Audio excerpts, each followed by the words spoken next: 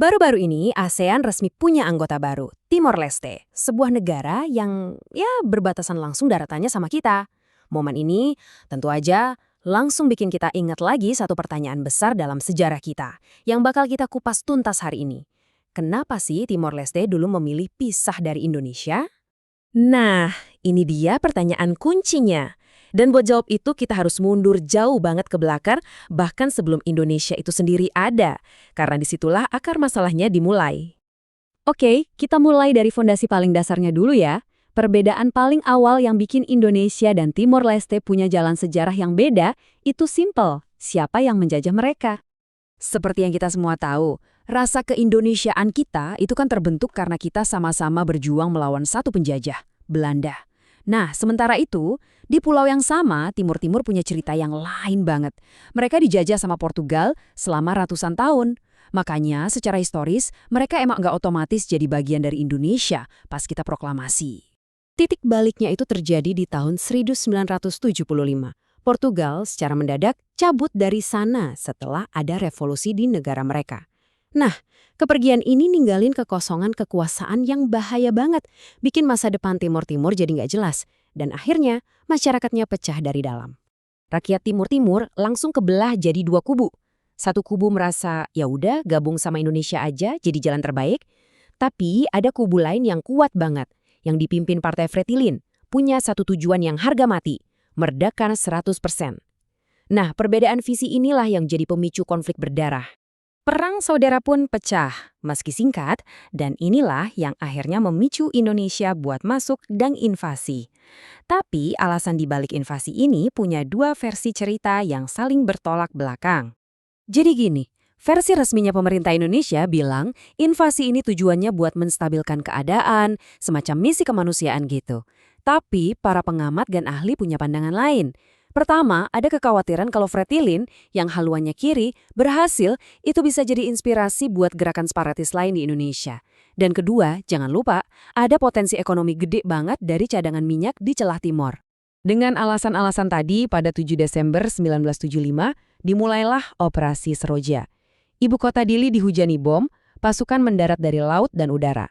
Dan inilah awal dari babak pendudukan selama 24 tahun yang bakal ninggalin luka yang luar biasa dalam. Apa yang terjadi selama 2 dekade berikutnya adalah sebuah tragedi kemanusiaan yang skalanya masif dan parahnya sebagian besar berhasil ditutup rapat dari mata dunia. Selama pendudukan itu, ada kampanye sistematis buat menghancurkan perlawanan. Siapapun yang dicurigai pro kemerdekaan jadi target. Kekerasan seksual dijadiin senjata perang, pasokan makanan diblokade biar orang-orang kelaparan, dan penyiksaan jadi hal yang meluas. Dan ini poin paling krusialnya. Akibat dari semua kekerasan, kelaparan, dan penyakit, diperkirakan ada sekitar 200.000 orang meninggal. Itu setara dengan 1/4 dari total populasi Timur-Timur waktu itu. Coba deh bayangin, 1 dari setiap 4 orang yang ada di sana lenyap. Skalanya gila banget. Saking sistematis dan parahnya penghancuran ini, banyak sejarawan, peneliti, dan organisasi HAM internasional gak ragu lagi buat menyebut apa yang terjadi di Timur-Timur itu sebagai sebuah genosida. Selama bertahun-tahun, cerita ini cuma jadi bisik-bisik yang gak kedengaran dunia. Sampai akhirnya, ada satu insiden yang direkam diam-diam yang akhirnya merobek keheningan itu dan mengubah segalanya. Semuanya berawal dari prosesi pemakaman seorang aktivis muda. Prosesi ini berubah jadi demonstrasi damai ke pemakaman Santa Cruz. Dan di sanalah militer nembakin kerumunan itu secara membabi buta. Tapi mereka nggak sadar, ada seorang jurnalis asing yang merekam semuanya. Rekaman mengerikan itu berhasil diselundupkan keluar, disiarin ke seluruh dunia, dan boom, dunia marah besar. Tekanan internasional yang super kuat ini datang di saat yang paling rapuh buat rezim Orde Baru. Di dalam negeri, kita tahu kan ada gelombang reformasi besar-besaran yang puncaknya adalah lengsernya Presiden Soeharto di tahun 1998. Jadi ada 2 krisis besar yang terjadi di waktu yang bersamaan. Nah, momen pergolakan inilah yang ngebuka babak terakhir dari perjuangan Timor Leste. Di tengah tekanan dari dalam dan luar negeri, Presiden baru Indonesia waktu itu ngambil langkah yang mengejutkan semua orang. Presiden B.J. Habibie, yang waktu itu bisa dibilang posisinya kejepit, bikin keputusan bersejarah. Beliau nawarin pilihan langsung ke rakyat Timur-Timur. Mau otonomi khusus tapi tetap jadi bagian Indonesia atau merdeka sepenuhnya. Nasib mereka akhirnya diserahin ke tangan mereka sendiri. Dan hasilnya, wah udah nggak bisa diganggu-gugat lagi. Hampir 80% rakyat Timur-Timur memilih merdeka. Itu suara mutlak. Sebuah suara bulat dari bangsa yang udah memendam keinginan itu selama puluhan tahun. Sayangnya, kemenangan itu harus dibayar mahal. Sebagai bentuk balas dendam atas hasil referendum, milisi pro-Indonesia yang didukung oknum militer ngamuk.